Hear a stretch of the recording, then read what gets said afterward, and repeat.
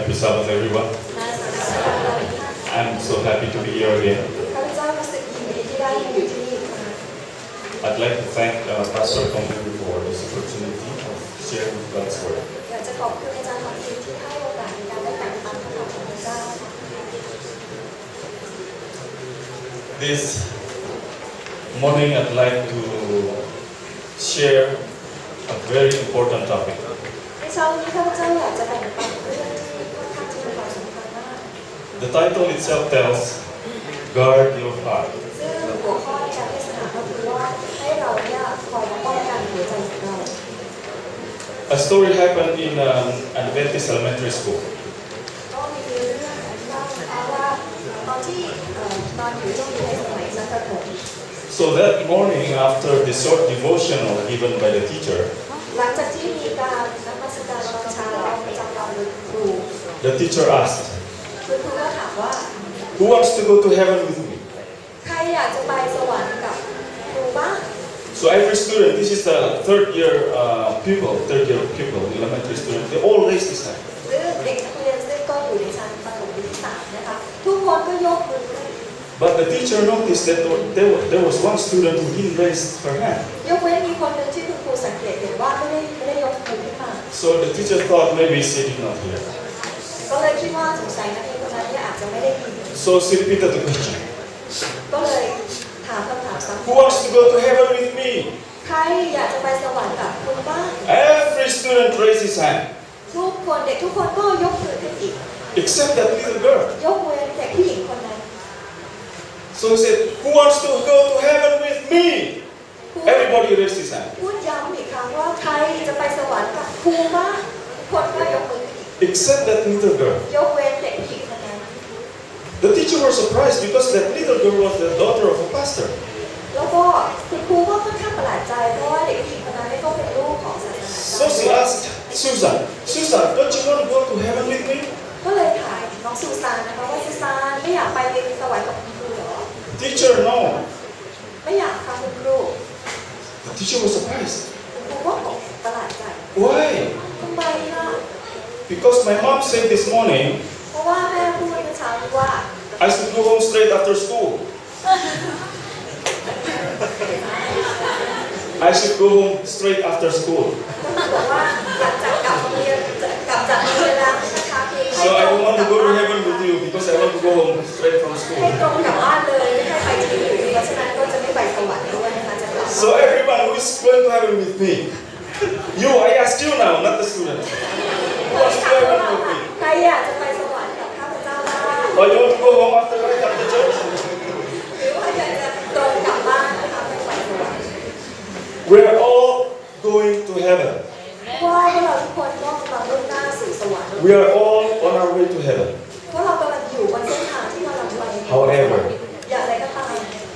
we are also all spiritually sick. แต่พวกเราทั้งหมดเนี่ยก็กำลังมีจิตวิญญาณที่ป่วยไข้ And sick people belongs to the hospital. แล้วก็คนที่ป่วยไข้จริงๆแล้วก็จะต้องอยู่ที่โรงพยาบาล We are spiritually sick because we are sinners. ที่เรามีจิตวิญญาณที่ป่วยไข้ก็เพราะว่าเราทุกคนล้วนเป็นคนบาป I did not say that. It's the Bible who says that.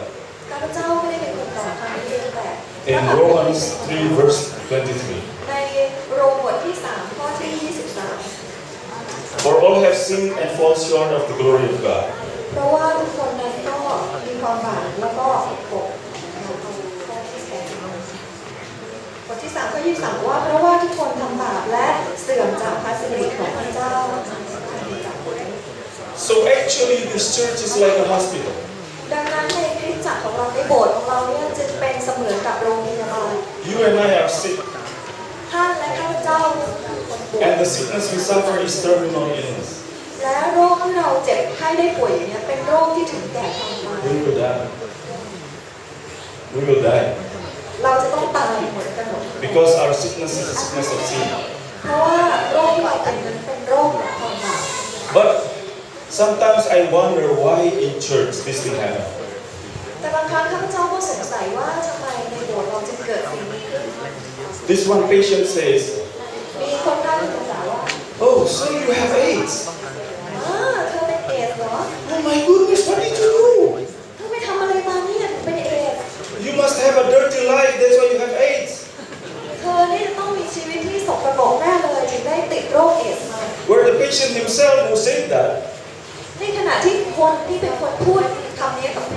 suffering from a colon cancer, เป็นคนที่ terminal colon cancer. ปัญหาเป็นโรคมะเร็งลำไส้ซึ่งก็จะต้องถึงแก่ความ He's ตาย going to die soon also. เขาจะต้องตายในเร็วๆนี้เหมือนกัน Is this happening in our church? นี่คือสิ่งที่เกิดขึ้นในโบสถ์ของเรา This is not happening. ซึ่งเป็นสิ่งที่ไม่ควรจะเกิด We ขึ้ should น encourage one another เราควรที่จะต้องหนุนใจให้ so we can all go to heaven. เพื่อที่เราทั้งหมดก็จะได้ไป I สวรรค์ underline the word all. ข้าพเจ้าขีดเส้นใต้คำว่าเราทั้งหมดทุกคน Each of us is sick. เพราะว่าเราแต่ละคนเนี่ยเจ็บป่วย It is just that each of us suffers different kind of sickness. เพียงแค่ว่าเราเนี่ยเจ็บป่วยกันคนละโรคเท่านั้นเอง Let's go to Matthew 5 verse 8. ให้เรากลับไปที่มัทธิวบทที่5ข้อ Let's read it together. 8ให้เราอ่านด้วยกันนะคะ Blessed are the pure in heart, for they shall see God. มัทธิวบทที่5ข้อ 8นะคะใครมีภาษาไทยอ่านด้วยกันนะคะ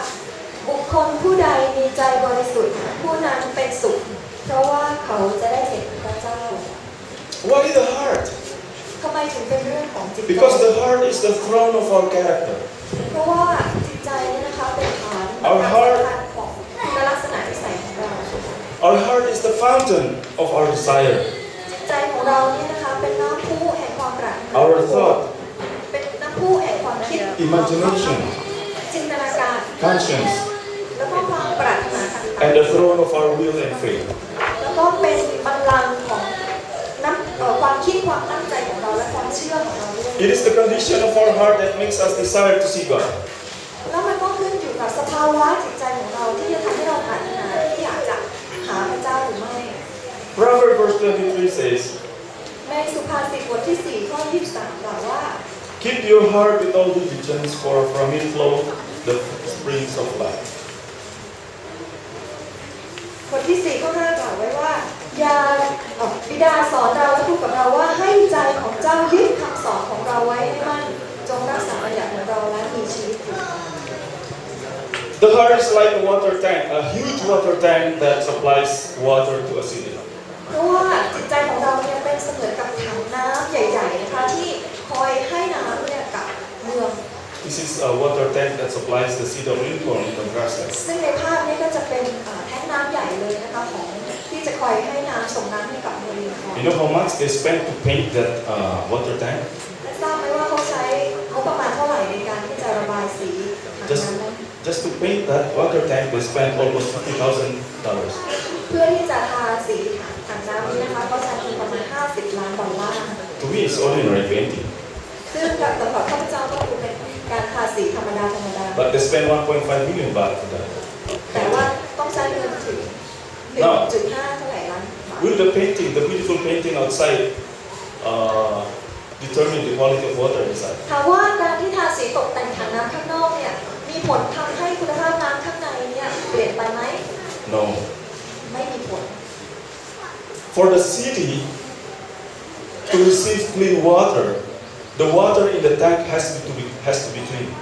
ในการที่จะให้เมืองทั้งเมืองเนี่ยได้มีน้ำใช้ที่สะอาดนะคะน้ำในถังซึ่งเป็นถังสำหรับให้จ่ายน้ำเนี่ยก็จะต้องสะอาด The water from the tank is supplied, and the city is supplied by water through the pipes from the tank. และแน่นอนนะคะน้ำที่จะจากถังเนี่ยจะมาถึงบ้านคนได้ก็ต้องผ่านทางท่อน้ำต่างๆ Our heart is like the tank. จิตใจของเราเนี่ยก็เหมือนกับแท้งน้ำมัน Our mouth, our hands, our feet, our appearance and behavior แล้วก็ริมฝีปากของเราแขนขาของเราร่างกายของเราและการปรากฏตัวของเรา are the pipes that distributes the water to the city. ก็เหมือนกับเป็นท่อน้ำที่จะคอยส่งน้ำเนี่ยไปให้ถึงบ้านเรือนและผู้คน For the city to enjoy quality clean water, เพื่อที่ให้บ้านเรือนในเมืองเนี้ยได้รับน้ำที่สะอาด then the source of water should be clean. ดังนั้นเนี่ยแหล่งน้ำที่จะมาถึงก็ต้องเป็นแหล่งน้ำที่สะอาดด้วย The pipes, the drains cannot clean the water that flows through them. ทั้งถังทั้งท่อน้ำเนี่ยไม่สามารถที่จะเป็นตัวทำความสะอาดน้ำที่จะมาถึงได้ The heart has to be clean. แต่ว่าตัวจิตใจนะคะจะต้องเป็นตัวที่สะอาด Luke 6 verse 45. ลูกาบทที่6ข้อ45 It says the good person out of the good treasure of his heart produces good, and the evil person out of his evil treasure produces evil. For out of the abundance of the heart, his mouth speaks. คนดีก็ย่อมเอาของดีออกจากความดีแห่งใจของตนและคนชั่วก็ย่อมเอาของชั่วจากความชั่วของใจของตนด้วยใจเต็มด้วยอะไรปากก็พูดออกมาอย่างนั้น The heart is at center of our spirituality. ดังนั้นจิตใจเนี่ยจึงเป็นศูนย์กลางของสภาวะทางจิตวิญญาณของเรา If the fruit produced by the tree is not good, we do not fix the fruit. ถ้าหากว่าผลไม้จากต้นไม้ใดก็ตามนะคะที่ให้ผลออกมาไม่ดีเนี่ยเราไม่ได้แก้ไขที่ตัวผลไม้ If the orange produced by the tree is sour, ถ้าหากว่าส้มที่เราเด็ดมาจากต้นเนี่ยมันมีรสเปรี้ยว we should not blame the orange. เราก็ไม่ได้ว่ากล่าวที่ผลส้ม We need to improve what goes into the roots of the tree, เราจำเป็นที่ต้องปรับปรุงไปที่ตัวต้นนะคะลงไปถึงรากของต้น so that the tree will produce sweet orange fruit. เพื่อให้ต้นไม้นั้นเนี่ยสามารถที่จะผลิตส้มที่มีรสหวานได้ If the ceiling is dirty like that, the ceiling of our house is dirty with watermarks because the roof is leaking. ถ้าหากว่าเพดานของบ้านเราเนี่ยนะคะมันมีรอยสกปรกเพราะว่ามันมีรูรั่วที่หลังคาแล้วก็น้ำซึมออกมาเป็นรอย We do not just paint the ceiling. เราก็ไม่ใช่เพียงแค่จะทาสี We ที่เพ should ดาน fix ที่ the เป็นรอย leaking roof. แต่เราควรที่จะต้องไปซ่อมที่รูรั่วที่หลังคา If a person makes a mistake, ถ้าหากว่ามีคนที่กระทำความผิด it is not enough to fix the habit. มันไม่เพียงพอที่จะแก้ไขที่พฤติกรรม Improvements need to be done on a deeper and fundamental level. การปรับปรุงเนี่ยจะต้องมาจาก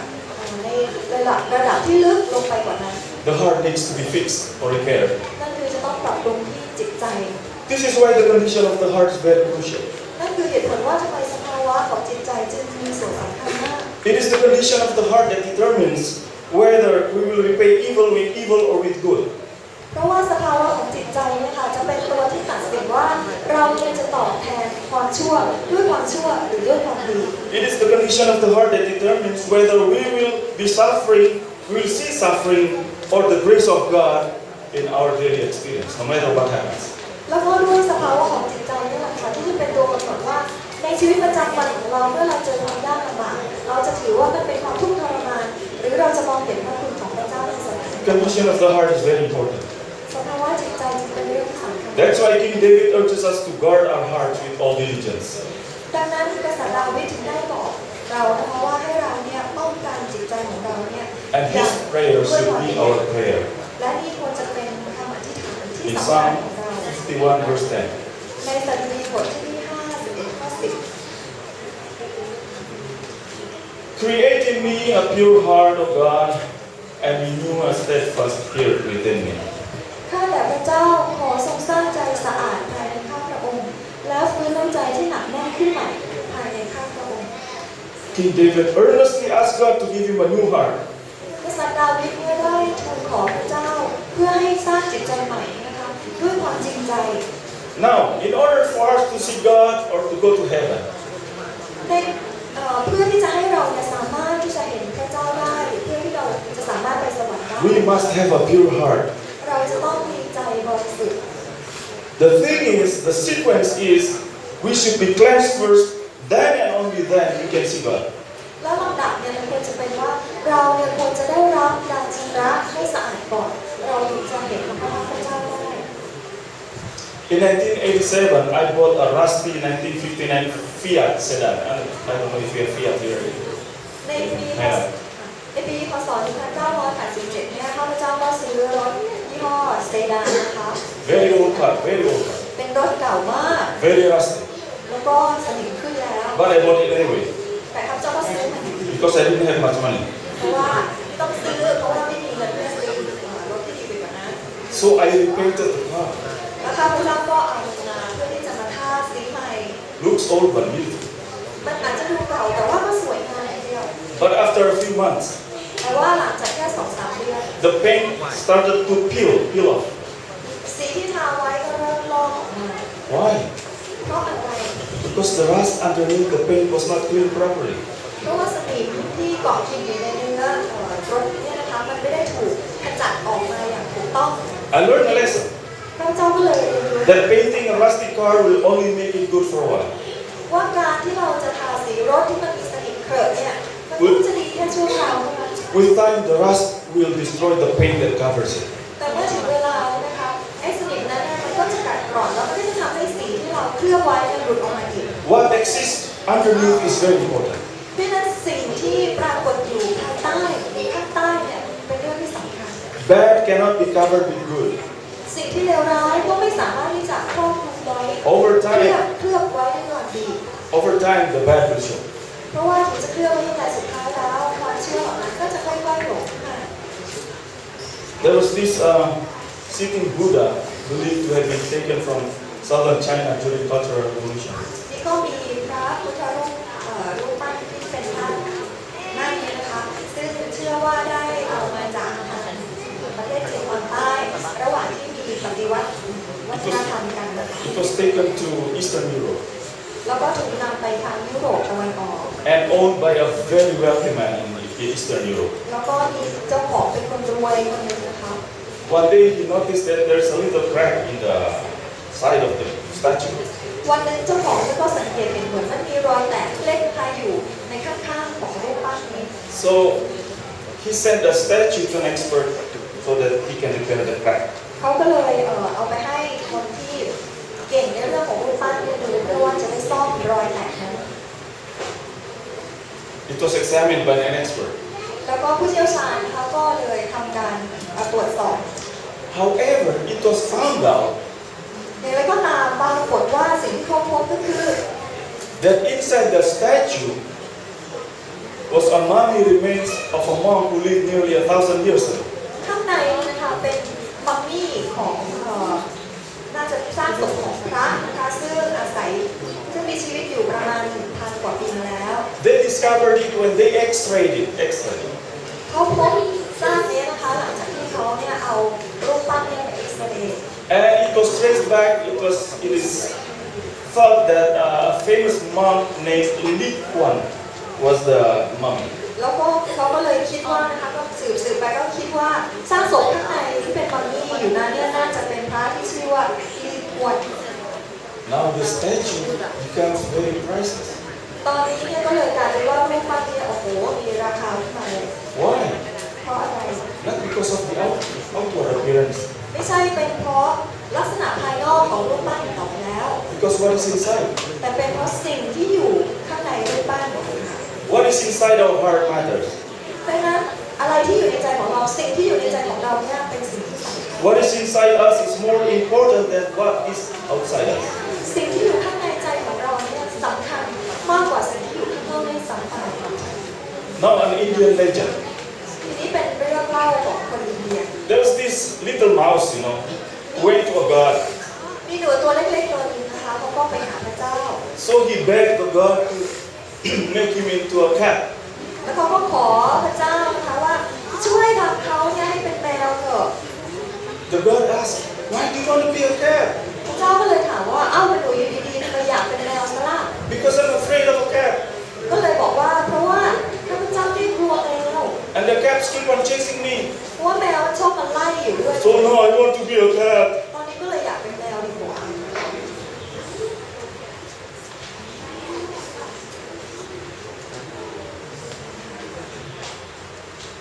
Now, boom, he becomes a cat. เป็นแมว becomes a cat. พระเจ้าก็เลยโอเคเปลี่ยนเขาให้กลายเป็นแมว He enjoyed life ก็มีความสุขทีเดียว until he met the dog. จนกระทั่งไปเจอกับหมาเขา He was afraid. The cat was afraid. ทีนี้แมวก็กลัวหมา So he went back to the god. ก็เลยกลับไปหาพระเจ้าอีก God, please make me a dog, พระเจ้าเปลี่ยนข้าพเจ้าให้เป็นหมาเถอะ because I'm afraid of them. เพราะว่าตอนนี้กลัวหมา They keep on chasing me. เนี่ยวิ่งไล่ตลอดเลย Okay, God said. พระเจ้าก็บอกว่าโอเค And he becomes a dog. พระเจ้าก็เลยเปลี่ยนให้เขาเป็นหมา Nice dog. เป็นหมาที่ดูดีทีเดียว Enjoying life มีความสุขขึ้นมาเป็นหมาแล้ว until he met the tiger. What is this? A tiger. จนกระทั่งในที่สุดก็ไปเจอเสือ He became very afraid. คราวนี้ก็กลัวขึ้นมาอีก So he said, "Oh no. I don't want to be a dog anymore." ก็เลยบอกว่าโอ๊ยไม่ไหวแล้วไม่อยากจะเป็นหมาอีกต่อไปแล้ว So he went to the god, the same god again. กลับไปหาพระเจ้าเดินของเขา And the god asked, พระเจ้าก็ถามว่า "Now what do you want this time? คราวนี้อยากจะเป็นอะไร Oh God, please make me a tiger. โอ้พระเจ้าสร้าง Why? พระเจ้าให้เป็นเสือเถอะเพราะอะไร Because I'm afraid of the tiger. เพราะว่าคุณกลัวเสือครับ And the tigers keep on chasing me. แล้วก็เสือนั่นก็คือมาไล่ตัวเองอยู่ตลอด They want to make me their lunch. อยากจะเอาข้าพเจ้าไปเป็นอาหารกลางวันอยู่เรื่อย Okay, God said. พระเจ้าองค์นั้นบอกว่าโอเค Little God, okay, not the big God. G, little G. เป็ Okay. นพระเจ้าไม่ใช่เป็นพระเจ้าแบบ The ที่เรา little God in India, not the little God in heaven. พระเจ้าในอินเดียไม่ใช่พระเจ้าในสวนสวรรค์ของเรา Boom! Suddenly, he became a tiger. ทันใดนั้นนะคะก็ถูกเปลี่ยนให้เป็นเสือพระเจ้าก็สร้างเขาเป็นเสือ King of the jungle. เป็นอะไรนะเจ้า Oh, and every animal is afraid. โอ้ยแค่ขู่ทีเดียวนะคะสัตว์ต่างๆก็กลัวหมอเป็นหมดอะไร But he heard a story แต่ว่าตอนนี้เขาได้ยินเสียงอะไรบางอย่าง that some human beings hunt tigers. ได้ยินเรื่องนะคะว่ามีมนุษย์เนี่ยชอบมาล่าเสือ And worse, แล้วก็ที่แย่กว่านั้นก็คือ they skin the tiger and make them in carpet. มนุษย์เนี่ยเอาเสือมานะคะแล้วก็ลอกหรือเอาเลือแต่หนังเสือมาแล้วก็เอามาทำเป็นพรม Those saw the tiger, even though he was a king of the jungle, ดังนั้นเสือถึงแม้ว่าจะเป็นเจ้าแห่งป่า he always has that fear in his heart ก็ยังคงมีความกลัวอยู่ในใจ that someday he would get shot ว่าวันหนึ่งเนี่ยคงจะต้องถูกยิง and turn into a carpet. แล้วก็ถูกเอามาทำเป็นพรมแบบนี้ So he went to God. ก็เลยไปหาพระเจ้าองค์ของเขาอีก God, make me a hunter. พระเจ้าเปลี่ยนพระเจ้าให้เป็นมนุษย์นักล่าเถิด Now, why this time? พระเจ้าถามว่าเอ้าทำไมอีกคราวนี้ Because hunters kill tigers. ก็เพราะว่าเจ้าพวกนักล่าเนี่ยสามารถฆ่าเสือได้ And the God said, you are a tiger with the heart of a mouse. พระเจ้าก็เลยบอกกับเจ้าเสือว่าเจ้าเนี่ยเป็นเสือแต่มีจิตใจของหนู I will not grant your request. เราจะไม่ทำตามคำปรารถนาของเจ้า Since you are already a tiger with the heart of a mouse, เพราะว่าเจ้านั้นเป็นเสือที่มีจิตใจของหนู I'll make you a mouse again. เราก็จะทำให้เจ้าเนี่ยกลับเป็นหนูเหมือนเดิม Condition of a heart is very important. ดังนั้นสภาวะจิตใจของเราเนี่ยเป็นเรื่องสำคัญ Another story. อีกเรื่องหนึ่ง Alexander the Great says, I'm not afraid of an army of lions led by a sheep. I'm afraid of an army of sheep led by a lion. ก็คืออเล็กซานเดอร์มหาราชนะคะก็ได้กล่าวไว้ว่าข้าพเจ้าเนี่ยไม่กลัวกองทัพของสิงโตที่ถูกนำโดยที่แกะหรอกแต่ข้าพเจ้าเนี่ยกลัวกองทัพของแกะที่ถูกนำโดยสิงโต Leadership is very important. ดังนั้นการเป็นผู้นำเนี่ยภาวะผู้นำเนี่ยเป็นเรื่องสำคัญมาก And one's leadership is determined by his heart. แล้วการที่จะเป็นผู้นำหรือไม่เนี่ยก็ถูกกำหนดอยู่ภายในใจของเขา A sheep has a heart of a sheep, แกะเนี่ยมีจิตใจที่เป็นแบบแกะ but a lion has a heart of a lion. แต่สิงโตก็จะมีจิตใจแบบสิงโต That's why Genghis Khan also said an army of donkeys is led by a lion is better than an army of lions led by a donkey. ดังนั้นเจงกิสข่านเองก็กล่าวไว้เหมือนกันว่ากองทัพของลาที่ถูกนำโดยสิงโตเนี่ยก็ยังดีกว่ากองทัพของสิงโตที่ถูกนำโดยลา Are you lions but with the heart of a mouse? ท่านทั้งหลายเนี่ยเป็นสิงโตที่มีจิตใจแบบหนูหรือเปล่า If you are a tiger or a lion with the heart of a tiger, then you are a real tiger. ถ้าหากว่าท่านเป็นสิงโตหรือเป็นเสือที่มีจิตใจเป็นเสือนั่นแหละท่านถึงจะเป็นเสือที่แท้จริง God is very concerned with the condition of our heart. พระเจ้าทรงเป็นห่วงเรื่องสภาวะจิตใจของเรา That's why he said, only the pure in heart will see me. นั่นคือเหตุผลที่พระเจ้าได้กล่าวไว้ว่าเฉพาะผู้ที่มีใจบริสุทธิ์อันนั้นจึงจะได้เห็นพระองค์ Hearts cannot be changed from the outside. และจิตใจเนี่ยไม่สามารถที่จะเปลี่ยนได้จากภายนอก True change does not come from the outside inside. และการเปลี่ยนแปลงที่แท้จริงเนี่ยไม่ได้เกิดจากภายนอกเข้ามาข้างใน Real change comes from the inside out. การเปลี่ยนแปลงที่แท้จริงเนี่ยจะต้องเกิดจากข้างในและออกมาข้างนอก Real change in our life will arise only if we change our hearts. การเปลี่ยนแปลงในชีวิตของเราที่แท้จริงจะเกิดขึ้นก็ต่อเมื่อข้างในของเราในใจของเราเกิดการ Now the question is, how do we change our heart? คราวนี้คำถามก็คือว่าแล้วเราจะเปลี่ยนจิตใจของเราได้อย่างไร It's given in the same chapter. ก็อยู่ในบทเดียวกัน Matthew 5 verse 2. ในมัทธิวบทที่5ข้อ The verses that follow is the blueprint for a change of heart. 2สิ่งที่ตามมาทั้งหมดนี้นะคะก็จะเป็นเหมือนแผนที่สำหรับการเปลี่ยนแปลงจิตใจของเรา And he opened his mouth and taught them, saying, แล้วพระองค์จึงตรัสสอนเขาว่า Matthew 5 verse 3. มัทธิวบทที่5ข้อ Blessed are the poor in spirit, for theirs is the kingdom of heaven. 3บุคคลผู้ใดรู้สึกบกพร่องฝ่ายวิญญาณผู้นั้นเป็นสุขเพราะแผ่นดินสวรรค์เป็นของเขา Blessing from God is not given to those who feel entitled to get it. พระพรของพระเจ้านะคะไม่ได้ถูกให้มากับคนที่เขารู้สึกว่าโอ้ฉันเนี่ยสมควรมากแล้วที่จะได้พระพรเหล่านี้ But the blessing is given to those who feel that they do not deserve anything from God. แต่พระพรเนี่ยที่มาจากพระเจ้าเนี่ยจะมายังผู้ที่รู้สึกว่าตัวเองช่างไม่คู่ควรกับสิ่งที่จะได้รับเลย Someone may feel that he is entitled to be blessed by God because he is a faithful church member. บางท่านอาจจะรู้สึกว่าเราเนี่ยสมควรที่จะได้รับพระพรจากพระเจ้าเพราะว่าเราเนี่ยก็เป็นผู้เป็นสมาชิกที่มีความเชื่อในพระเจ้าอย่างยิ่ง He feels entitled to receive blessing from God because he pays tithe faithfully. คนรู้สึกว่าก็ในเมื่อเราถวายสิ่งลดอย่างซื่อสัตย์ไม่เคยเกี่ยงงอนเลยดังนั้นเราก็สมควรที่จะได้รับพระพรจากพระเจ้า He feels he deserves heaven because he's been church member for many years. บางคนรู้สึกว่าโอ้สวรรค์ต้องเป็นของเรามันต้องคู่ควรที่จะเป็นของเราเพราะว่าเราเป็นสมาชิกโบสถ์มาตั้งหลาย10 ปีแล้ว This person expects that even demands God that he deserves something better in life. บุคคลเช่นนั้นเนี่ยก็จะต้องการหรือว่าคาดหวังว่าจะได้รับสิ่งที่ดีจากพระเจ้าเพราะว่าเขาได้ปฏิบัติ So only the poor in spirit will receive the kingdom of heaven. แต่ว่าผู้ที่รู้สึกบกพร่องฝ่ายวิญญาณเท่านั้นที่แผ่นดินสวรรค์จะเป็น So the blessing will not be given to us if we feel entitled. ดังนั้นถ้าท่านรู้สึกว่าท่านสมควรที่จะได้รับพระพรเหล่านั้นแล้วบางทีพระพรอาจจะไม่มี But in humble heart we think that we don't deserve anything from God. แต่ในจิตใจที่ถ่อมจะพบว่าตัวเองไม่คู่ควรที่จะได้รับพระพรเหล่านั้นจากพระเจ้า That is true, you poor in spirit. แล้วก็จะพระพรจะมอบให้กับผู้ที่รู้สึกบกพร่องฝ่ายจิตวิญญาณ The next qualification. คุณสมบัติข้อต่อไปนะคะ Blessed are those who mourn, for they shall be comforted. บุคคลผู้ใดโศกเศร้าผู้นั้นเป็นสุขเพราะว่าเขาจะได้รับการทรงปลอบประโลม Blessing comes to those who mourn their sins and seriously regret for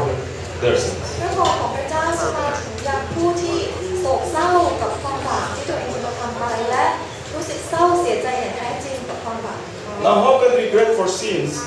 bring blessing? ทำไมการที่เราเสียใจกับความบาปจึงนำพระพรไปยังเรา Someone who is sorry for his sins and repents เพราะว่าคนที่เสียใจกับความบาปแล้วก็กลับใจ and will not repeat his sins, แล้วก็พยายามที่จะไม่ทำบาปนั้นซ้ำ and so he'll be free from fear and anxiety. He'll be happy. ดังนั้นเขาก็จะเป็นอิสระจากความกลัวและความกังวลต่างๆและเขาก็จะมีความสุข He'll be comforted. และก็จะได้รับการปลอบประโลมจากพระเจ้า Matthew 5 verse 5 now. มัทธิวบทที่5ข้อ Blessed are the meek, for they shall inherit the earth. 5บุคคลผู้ใดมีใจอ่อนโยนผู้นั้นเป็นสุขเพราะว่าเขาจะได้รับแผ่นดินโลกเป็นมรดก Blessing comes to those who are willing to be used by God to carry out His will. ความสุขจะมาถึงผู้คนที่ยินดีที่จะให้พระเจ้าใช้เพื่อที่จะกระทำตามแผนการและพระทัยของพระเจ้า Brethren, in the end, it is the will of God that will always bring blessings to us. แล้วก็อย่างพี่น้องที่รักทั้งหลายในสุดท้ายแล้วเนี่ยมันเป็นน้ำพระทัยของพระเจ้าที่ว่าพระพรของพระองค์นั้นจะอยู่ในที่เรา In Matthew 5 verse 6 says, Blessed are those who hunger and thirst for righteousness, for they shall be satisfied. บุคคลผู้ใดหิวกระหายความชอบธรรมผู้นั้นเป็นสุขเพราะว่าพระเจ้าจะทรงให้ถึงบริบูรณ์ by recognizing that we are poor before God, we may obtain heaven. ในการที่เราได้ตระหนักตัวเองว่าเราบกพร่องฝ่ายจิตวิญญาณต่อหน้าพระเจ้านั้นเราจะได้รับสวรรค์ By acknowledging our mistakes, we receive forgiveness. ในการที่เรายอมรับว่าเราทำผิดพลาดเราก็จะได้รับการอภัยจากพระเจ้า By recognizing our weaknesses, we gain strength. ในการที่ได้ยอมรับและดูตระหนักว่าเรามีความอ่อนแอเราก็จะได้มีพลังเพิ่มขึ้น Only after obtaining salvation, strength, and forgiveness, แล้วก็หลังจากที่เราได้รับการช่วยให้รอดได้รับพลังจากองค์พระผู้เป็นเจ้าและการอภัยจากพระผู้เป็น then we เจ้า will want more. เราก็อาจจะต้องการมากขึ้น We become more thirsty and hungry for truth and love of God. นั่นก็คือหมายความว่าเราจะมีความหิวกระหายต่อความจริงของพระเจ้าและความรักของพระเจ้า Without the previous 3 steps, we won't be hungry and thirsty for God. ถ้าหากว่าเราอยู่ในสภาวะแบบเดิมๆก็อาจจะไม่มีความปรารถนาหรือหิวกระหายที่จะได้รับพระคำของพระเจ้ามากนัก Matthew 5 verse 7. มัทธิวบทที่5ข้อ Blessed are the merciful, for they will be shown mercy. 7บุคคลผู้ใดมีใจกรุณาผู้นั้นเป็นสุขเพราะว่าเขาจะได้รับพระกรุณา Now, after we become hungry and thirsty for the love of God, และหลังจากที่เราหิวกระหายความชอบธรรมความจริงและความรักจากพระเจ้าแล้ว we become generous, เราก็จะเป็นผู้ที่มีใจเมตตากรุณา especially in being generous to forgive others. โดยเฉพาะอย่างยิ่งเราจะมีใจกรุณาในการที่จะให้อภัยแก่ผู้อื่น Generous in giving comfort to others. มีใจกรุณาในการที่จะอยากที่จะปลอบประโลมหนุนใจผู้อื่น The Bible says it is more blessed to give than to receive. ในพระคัมภีร์กล่าวว่าการให้นั้นก็เป็นสุขยิ่งกว่าการรับ It is easier for us to forgive others because God has forgiven us. มันเป็นการง่ายสำหรับเราที่จะให้อภัยผู้อื่นเพราะว่าพระเจ้าทรงให้อภัยเรา Mike Tyson is a very famous boxing champion. นักมวยชื่อดังนะคะไมค์ไทสัน So with Muhammad Ali แล้วก็มูฮัมหมัดอาลี and Pacquiao. แล้วก็ปาเกียวด้วย You know why these 3 people become champion? ทำไม3 คนนี้ถึงได้การมาเป็นแชมป์ Because they apply biblical truth. เพราะว่าเขาทั้ง3 คนได้นำหลักการของพระคัมภีร์ไปใช้ When they fight, they use Bible truth. ตอนที่เขาต่อสู้เนี่ยเขาใช้ความจริงจากในพระคัมภีร์ The Bible says it is better to give than to receive. เพราะว่าในพระคัมภีร์บอกว่าการให้นั้นก็ดีกว่าการรับนะคะในการชกมวยการให้หมัดก็ย่อมดีกว่าการรับหมัด When you give more, you become champion. แล้วก็พอเราให้มากเท่าไหร่ให้หมัดมากเท่าไหร่เราก็ได้ใจเป็นแชมเปี้ยน But seriously, แต่ว่าเอาคนนี้จริงจังนะคะ the Bible is right when it says it's better to give than to receive. ถ้าเราก็มีถูกต้องคนละจริงจังแล้วว่าการเป็นผู้ให้นั้นย่อมดีกว่า We should be kind to one another. เราควรที่จะต้องมีใจเมตตากรุณาและเอื้อต่อผู้อื่น We should be helpful to one another. เราควรที่จะต้องเต็มใจที่จะช่วยเหลือผู้อื่น It is only by doing through all these processes that we can experience the purification of our heart. และด้วยการที่เราจะต้องเปลี่ยนแปลงจิตใจดังขั้นตอนที่ได้กล่าวมาทั้งหมดนั้นเมื่อนั้นเราถึงจะเป็นผู้ที่มีใจบริสุทธิ์ Then and only then, ต้องแบบนั้นเท่านั้น from verse 3 to verse 7, จากข้อ3ถึงข้อ7ที่อ่านมา after undergoing all these processes, หลังจากที่เราได้ผ่านกระบวนการเหล่านี้ we arrive in the verse 8 of chapter 5. เราจึงจะสามารถมาถึงข้อ8ในบทที่ 5 ได้ We become purified. ก็คือเราจะได้รับการชำระใจให้บริสุทธิ์ That's why God says, Blessed are the pure in heart, for they shall see God. นั่นคือเหตุผลที่ว่าพระเจ้าทำไมจึงกล่าวว่า ผู้ใดที่มีใจบริสุทธิ์ก็จะได้เห็นพระองค์ God knows how to change and purify our heart. พระเจ้าทรงรู้วิธีการที่จะชำระจิตใจของเรา He already sent the Holy Spirit to help us prepare our heart. และพระองค์ก็ทรงส่งพระวิญญาณบริสุทธิ์ของพระองค์ลงมาแล้วเพื่อที่จะมาช่วย Only ชำระ God, จิตใจของเรา only God through the Holy Spirit can purify our heart. มีแต่พระเจ้าผ่านทางพระวิญญาณบริสุทธิ์เท่านั้นที่จะสามารถชำระใจของเราให้สะอาดได้ God knows that to change us, พระเจ้าทราบดีว่าในการที่จะเปลี่ยนแปลงเรา He needs to remodel and improve, พระเจ้าจะต้องสร้างจิตใจของเราใหม่ beautify and purify our heart. ทำจิตใจของเราให้สวยงามเพื่อชำระจิตใจของเรา Therefore, ดังนั้น guard your heart. จงปกป้องกันจิตใจของท่าน The choice is ours. ใช้ทางเลือกเนี่ยเป็นของท่าน Will you and I be willing to be transformed by the Holy Spirit? ท่านยินดีที่จะได้รับการเปลี่ยนแปลงจิตใจจากพระวิญญาณบริสุทธิ์หรือไม่ Let's ask God to purify our heart. เราขอให้เราได้ขอให้พระเจ้านั้นเข้ามาชำระใจของเราให้บริสุทธิ์ I'd like to see a show of hands. Show of hands. ข้าพเจ้าก็อยากเห็นการยกมือขึ้นของท่าน Who would like to be purified ว่า so ใคร that we can see God? ที่อยากจะให้จิตใจของตัวท่านเองได้รับการเปลี่ยนแปลงบ้าง Thank you.